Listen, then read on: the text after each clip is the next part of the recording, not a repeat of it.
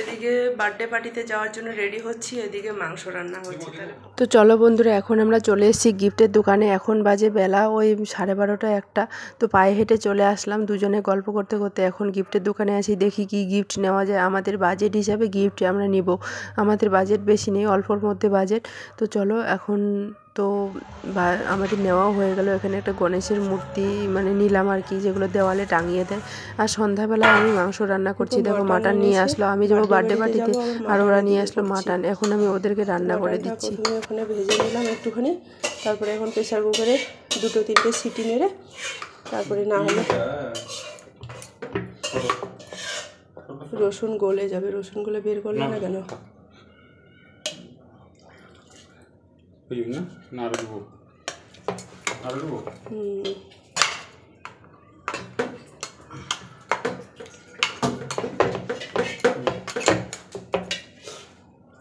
এগুলো দিতে পারছো না? তো ঝোলে তো করবো না, ঝোলটা ব্যাস বন্ধ করে। এদিকে বার্থডে পার্টিতে যাওয়ার জন্য রেডি হচ্ছি, এদিকে মাংস রান্না হচ্ছে। তাহলে ভাবা যায়, দাঁড়াও একটু তেল দাও না, একটু তেল দাও। দেখো মাংসটা প্রেসার কুকারে বয়েল করে নিলাম, করে বয়েল হয়ে গেছে। সিদ্ধ করে দেখলা সিদ্ধ হয়েছে? একদম কালারটা চেনা যায়।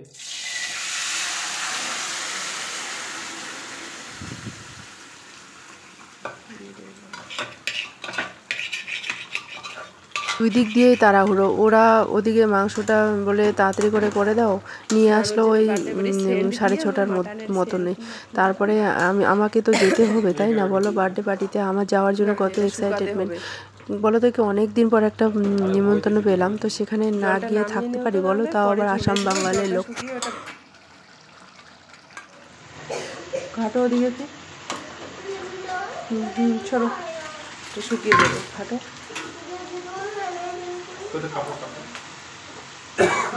কাপড় কি করবা?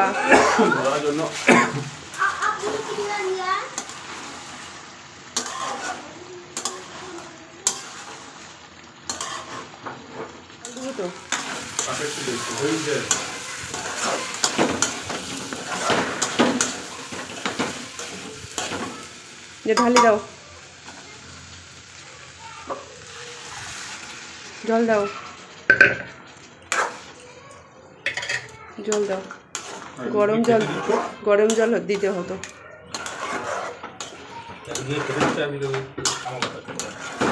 রসুনগুলা কি হয়ে গেছে? রসুনগুলা বলেছি রসুন দিতে হবে না প্রেসার কুকারে। হ্যাঁ, রসুন কোনোদিন প্রেসার কুকারে সিদ্ধ করে।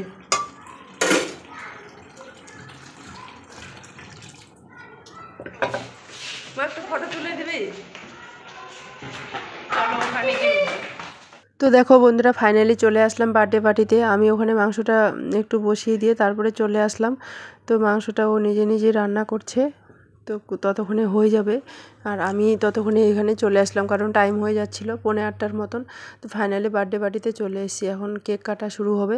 অনেক লোকজন এসে প্রায়, দেখো এর হাজব্যান্ড থাকে অন্য জায়গায় ডিউটি করে, ও নিজে একা এত কিছু অ্যারেঞ্জমেন্ট করে এখানে বার্থডে করলো।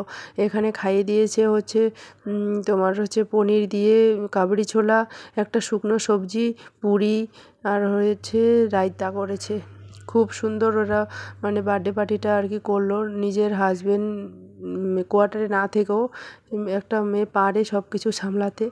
তো তাই ভাবছি, আমি ওকে বলছি যে যার ছেলের বার্থডে, ওকে বলছি, ও আসামের, তো ওকে বলছি তুমি কেমন করে এগুলো ম্যানেজমেন্ট করলা একাই? আমরা তো পারবোই না, আমাদের হাজব্যান্ড থেকেও তো আমরা কোনো দিন এত বড় বার্থডে সেলিব্রেশন করতে পারি না। ও এতটাই মানে করতে পারলো। এখানে রান্নার জন্য লোক এসেছে বাইরে থেকে, সেই লোক আবার 6,000 টাকা নিয়েছে। এদিকে আবার টোটাল খরচ মিলে 10,000 টাকার উপর চলে গেছে। জানি না কত টাকা গেছে, এটা আমার একটা আইডিয়া।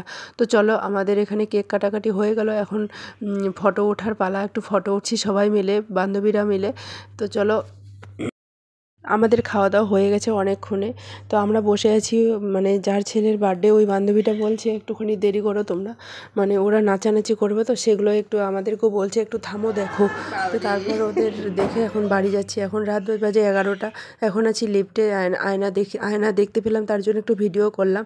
তো চলো এখন 11টার সময় এখন যাব ঘরে। আর ও ফোন করলাম ওকে, ও এখনও পর্যন্ত খায়নি, ল্যাপটপ চালাচ্ছে। তো চলো এখন ঘরে যাওয়া যাক। আমি ওকে নিচে আসতে বললাম নিচে আসো। কালকে বার্থডে পার্টি থেকে এসেছি 12টার সময়, এসে আর কোনো ভিডিও টিডিও করিনি। ও খাওয়া দাওয়া করেনি, তো ও আমার জন্য মানে ওয়েট করছিল, কারণ মাংস রান্না করে চলে গেছিলাম না, তো আমার জন্যই ওয়েট করছিল আমার বর। তার তার আগে ও ল্যাপটপে কাজ করছিল, আর আমি আমার বাচ্চাদেরকে আগে পাঠিয়ে দিয়েছিলাম। তো এসে বলছে একটুখানি খেয়ে দেখো। আমি তো ওখানে খেয়ে এসেছি পুরি, পনির টনির সব কিছু। তো ও বলছে একটুখানি খাও, তুমি রান্না করলে তুমি কেন খাবে না। তারপরে একটা পিস কোনো রকম করে খেলাম, খেয়ে তারপরে আমি ঘুমিয়ে গেছি। ও মোবাইল দেখছিল, কখন ঘুমিয়ে গেছে জানি না। আজকে আবার সকালবেলা ওদেরকে রেখে টেকে এসে 1 ঘন্টা ওয়াকিং করতে গেছিলাম। ওখান থেকে এসে শরীরটা হাঁপিয়ে গেছিলো, এসে দেখছি ঘরে ও মোছামুছি করছে কাজগুলো। তো ভালোই হলো, ও কাজ করলো, আমি কাপড় টাপড় ধুয়ে পুরো একদম একটুখানি ঘুমিয়েছিলাম। আবার ঘুম থেকে উঠে দেখি 11টা বেজে, তখন আবার স্নান টান করে এখন ফাইনালি চলে আসলাম। আজকে শুধু ভাত করতে হবে, মাংসটা কালকেরে আছে। তো চলো ভিডিওটা আর বেশি বড় করছি না, এখানে শেষ করে দিচ্ছি। যদি ভালো লেগে থাকে অবশ্যই একটা লাইক কমেন্ট শেয়ার সাবস্ক্রাইব করে পাশে থাকবে। Bye bye.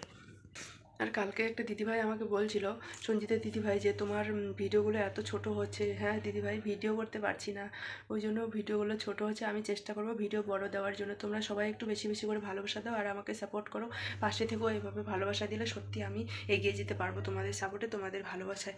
Bye bye.